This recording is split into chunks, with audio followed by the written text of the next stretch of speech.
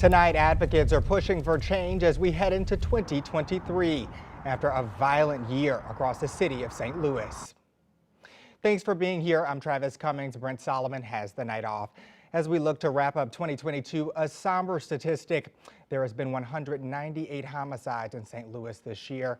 5 on your sides, Mercedes McKay joined us in studio after speaking with community advocates. Mercedes, what do they want to change in the new year?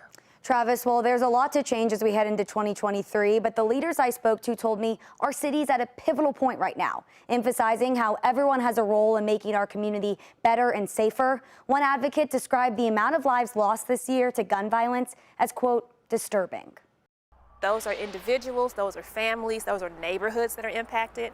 So that's an extraordinary amount of people that have been impacted by something like this. Yellow crime tape and flashing blue lights. Two things that the people of St. Louis shouldn't have to be used to, but they are. We've become comfortable with the idea that there are going to be murders. We've normalized it. Some of us have become desensitized to it. As of New Year's Eve afternoon, the city of St. Louis had 198 homicides. That's nearly the same as 2021, when 200 people lost their lives to gun violence.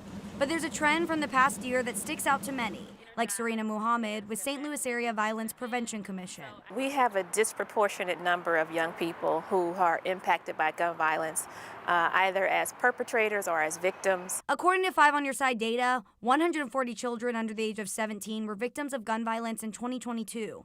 18 of them died. We're at a very pivotal point right now.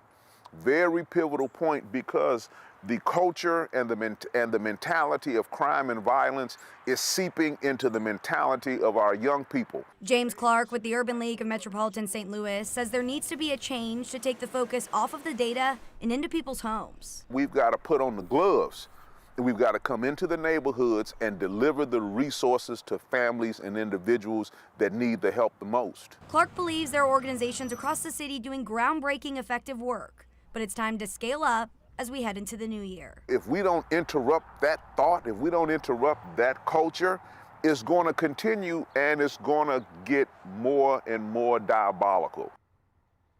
The Urban League has a couple of programs in place that are showing success in neighborhoods, including the Serving Our Streets program. Now, coming up at 6, I'll share what the St. Louis Area Violence Prevention Commission will be focused on for 2023.